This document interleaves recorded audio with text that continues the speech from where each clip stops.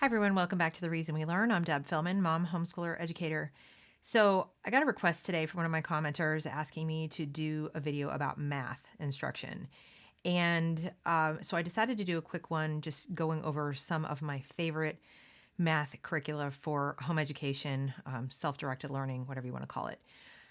Now, I can tell you which ones of these I have personally used. So I've had personal experience with them, and that's how I can vouch for them. I have no affiliate relationship with anybody I'm about to talk about. I get nothing for doing this other than possibly a thank you if they ever hear about it, but that's about it. So I'm not making any money off this. This is my honest opinion. Also, I will say that I was terrible at math in school. I attended Montessori school until I was about 8 years old, and math was the thing I was least drawn to there. So I was moving at a slower pace, perhaps, than some of the other kids. I played with Cuisinart rods and I did some basic math, addition, subtraction, things like that. But I really wasn't solid on my multiplication tables by 8. And then I had to be switched into a public school and I was way behind the pace they were taking. Okay, so I have to qualify that. That doesn't mean I didn't understand math. It just meant that when I was allowed to work at my own pace, I was doing a lot of reading, a lot of crafting, a lot of science, and I wasn't really that drawn to the mathematics just yet. And that's okay in Montessori. It's kind of how it works. But in public school, I was expected to know my multiplication tables cold by that point, and I was put into the fourth grade, not the third grade, because of my reading ability, and all kinds of bad things happened. So that's sort of a little side story to illustrate the point that moving at your own pace is fantastic, provided you are able to continue doing it. If you have to put your child into the school, then you might run into a problem because they have very different standards and pacing. And if your child can't keep up with where they want to go, you know, things can run off the tracks.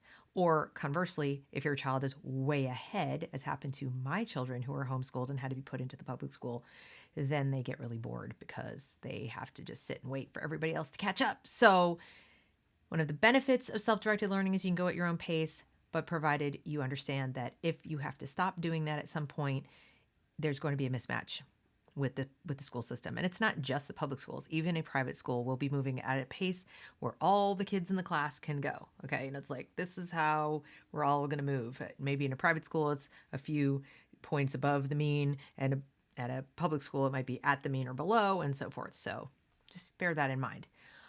All that said, if you are making the commitment to home education, which of course I hope you do, these programs will give your child a fantastic start and even journey through learning math. I will also say that I have used multiples of these concurrently for different purposes, but I'm weird that way. I'm very eclectic. I took note of what my individual children liked about these programs, what was working, what wasn't working, and I adapted. I didn't get attached or married to any one program, and I recommend that to anyone watching this video. You can study these programs, you can study all the other programs that are available, and I'll give you a source where you can do that. But ultimately, you're going to make a decision based on what you think fits well with your understanding and ability as a facilitator. Remember, you're not the teacher per se, you're a facilitator. Your child is going to be doing most of this on their own. What makes sense to you, because then you'll be able to help them well. I hear a lot of complaints from public school parents. I can't help my kid with their math because I don't know what the heck is going on. Okay, you will understand because you will choose it. And the second thing is what seems to work well for your child. So you might have to just take a plunge initially and then see how things go. Or take a look at their methodology, try to copy it a little bit at home and test the waters. Some of these have little samples you can download or little tests you can do, things to see how your child responds to it. Sometimes you'll just know. Sometimes my child really likes cute little pictures and cartoons and likes handling things, and other kids just love worksheets and just give it to me straight. So you might know. And that's why I said my 3 kids were very different, so I used different solutions for them. A lot of these things you can also buy used at homeschool swap situations. Some places have an actual event where you can buy used curriculum. Some places have stores. Where I live, there are a couple of stores where you can do it. There are places online where people sell these things, eBay, etc. So you can always look for things used if you don't want to buy it new. The advantage, of course, of new is that you get everything all shiny and perfect. So let's dive into this. The first one I want to show you is Math UC. This was the first math curriculum that I purchased for my kids when they were homeschooling. And I liked it because it's base 10 and it is visual, tactile, it's multisensory. There's a video, so there's sort of a video lesson where the teacher explains things at a whiteboard and then they can go and play with the little cubes. There are ways for them to manipulate those cubes to understand the base 10 system. What I love about that is that once your child understands base 10 and they understand their place values, so many things fall into place. And I find that in math today, they don't do that in school. They don't really drive home the point that we work in a base 10 math system. So that made learning addition, subtraction, and especially multiplication a whole lot easier. So, that's what I love about Math You See. This is their website. I will put all these links in the description box, but you can see the whole kit comes with all of these different things, flashcards, little pieces that, you can manipulate, and videos, and there's just see general math, secondary, manipulatives. You can even buy some of these things piecemeal. Some schools have used these. There are e-learning, worksheet generators. It's pretty comprehensive, and they go by primer, alpha, beta, gamma, etc. What I did was I went at our pace. So I actually was able to start with the primer, but I didn't get all the way through it because it became so easy for my children. I went straight on into alpha. And then we didn't even finish the alpha book because they were moving along at a clip and went into beta. So you can accelerate at your pace. You don't have to complete a book. If your kid gets it and you don't need to finish all the exercises, move on. So did love that. So that is Math You See. The next one I used as we started getting into more complicated concepts of multiplication, division, etc., I switched to Singapore Math. Now, Singapore Math, there are schools that use it. It's known for its rigor. Okay, the aim is for mastery, as they say here, and independence. I love this because my kids could function independently, although there is a teacher manual that I had. If I felt like they were stuck with something, I would refer to the manual, and it had all kinds of suggestions for how to explain different concepts. I thought that was nice, but it was sort of more of a crutch. I hardly ever used it. And these two you can find used very often. So again, they go in, sort of primary, it goes from like 1A, 1B, and so forth. They have different levels. And inside these books, what you find, and I wanted to see if I could show you one. Inside the books are sort of little drawings and